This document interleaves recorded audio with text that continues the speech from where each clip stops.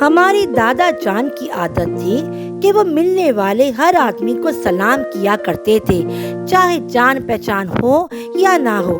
ہمیں بعض اوقات ان کی اس عادت کی وجہ سے شرمندگی کا احساس ہوتا تھا، مگر بعد میں پتہ چلا کہ مذہبی تعلیمات سے دوری کی وجہ سے ہم ایسا محسوس کرتے تھے۔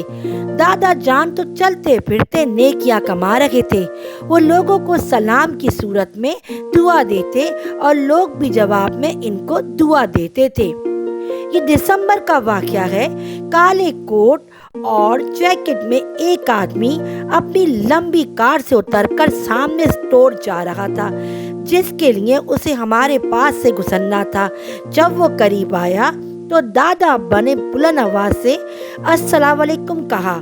دادا جان سلام کر کے آگے بڑھ چکے تھے اور میں کن اکھیوں سے اس آدمی کو دیکھ رہا تھا۔ پھر اس کے لب ہلے تھے، شاید اس نے وعلیکم السلام کہا تھا۔ میری ہنسی اور شرمندگی دونوں کی دادا ابا کی تیز نگاہوں سے چھپی نہ رہ سکی۔ انہوں نے پوچھ ہی لیا، کیوں برخوردار، مسلمان گھر کے بچے ہو، پھر یوں سلام پر ہونکوں کی طرح سر کیوں گھماتے چلے آ رہے ہو؟ تم بھی کچھ زبان کو تکلیف دے لو، دادا ابا نے نصیحت کرتے ہوئے کہا۔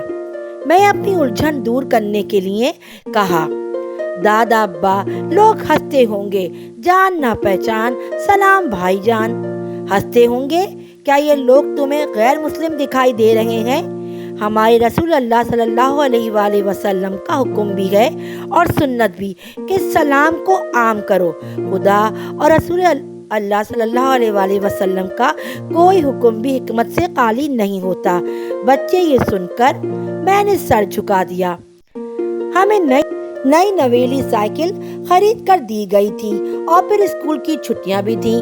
ہماری تو عید ہی تھی۔ نئی سائیکل کا جوش ہمیں اپنے محلے سے کچھ آگے لے آیا تھا، مگر کوئی بات نہیں، کتنی دور چلی جائیں چند منٹ میں واپس آ سکتے ہیں۔ ہم نے پیار سے اپنی سائیکل تھپ تھپائی۔ سامنے ہی خوبصورت باغ تھا جس میں طرح طرح کے پھول لگے ہوئے تھے اور خوبصورت جاگنگ ٹریک، دوڑ لگانے والا راستہ گویا ہمیں سائیکل چلانے کی دعوت دے رہا تھا۔ ابھی ہم اندر داخل ہوئے تھے، کسی نے ہماری گردن دبوچ لی۔ اب جو مڑ کر دیکھا تو وہاں کا چوکیدار خوخواہ نظروں سے گھور رہا تھا اور قریب ہی رہنے والے کچھ لوگ بھی کھڑے تھے۔ کیا ہم سائیکل چلانے آئے ہیں؟ ہم نے بھی زبردستی کی مسکراہٹ چہرے پہ سجا کر گردن چھڑاتے ہوئے کہا، مجھے لگتا ہے یہی لڑکا ہے جو روز باغ سے پھول توڑ کر لے جاتا ہے۔ چوکیدار نے کسی سے کہا۔ اس کے الفاظ نے گویا ہماری روح ہی فنا کر دی۔ کہاں رہتے ہو تم؟ اس محلے میں؟ ایک قدرے معقول آدمی نے آگے بڑھ کر ہم سے سوال کیا۔ نہیں، ہم تو وہاں سے، ادھر سے گھر قریب ہے ہمارا۔ اب مکمل طور سے گڑبڑا کر الٹا سیدھا بول رہے تھے۔ وین سے اسکول اور اسکول سے گھر آتے جاتے راستوں سے زیادہ مانوس نہیں تھے۔ کیا ہوا بھائی؟ ایک اور شخص کا بھیڑ میں اضافہ ہوا۔ کون ہے یہ؟ آنے والے بغور ہمارا جائزہ لیتے ہوئے سوال کیا۔ فراست صاحب، یہ چور ہے، پھول چراتا ہے۔ چوکیدار کے الفاظ پر ہمارا دل تڑپ اٹھا۔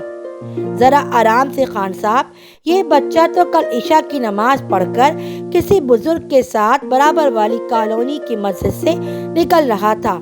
کسی معزز گھرانے کا بچہ لگتا ہے۔ اجنبی نے چوکیدار کو ٹوکا تو ہم نے بھی نظر اٹھائی۔ یہ تو کالے کوٹ اور ہیٹ والا وہی اجنبی تھا جسے کل دادا ابا نے سلام کیا تھا۔ آپ جانتے ہیں اس کے گھر والوں کو؟ لوگوں نے مطمئن انداز میں سر ہلاتے ہوئے وہاں سے قدم بڑھائے۔ جانتا ہوں، سلام کلام ہو جاتا ہے۔ کوٹ والا اجنبی مجھے لے کر میرے محلے کی جانب بڑھا۔ ارے تم کہاں سے چلے آ رہے ہو؟ تمہارے دادا مسجد میں کھڑے تمہیں ڈھونڈ رہے ہیں۔ सामने ही फल वाला रेड़ी घसीटता हमारे करीब आया और अंकल को मशकूक निगाहों से देखने लगा। मैं रास्ता भूल गया था। उन्होंने मुझे यहाँ तक पहुँचाया है।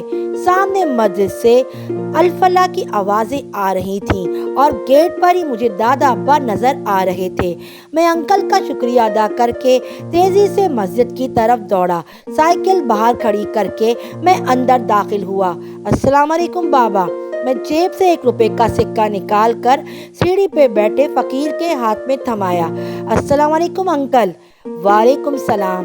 मैंने वज़ू के लिए बैठे हुए दाएं बाएं दोनों तरफ सलाम किया और वज़ू के लिए आस्तीन के बटन खोले।